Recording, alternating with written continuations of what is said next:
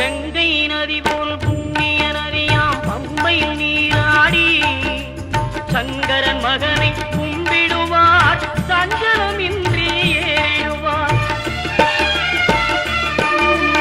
நீலிமலை ஏற்றம் சிவபாலனும் ஏற்றிடுவார். காலமெல்லாம் நமக்கே அருள்காவலராயிருப்பார். தேகபலம் தா பாதபலம் தா தேகபலம் தா பாதபலம் தா தேகபலம் தா என்றார்.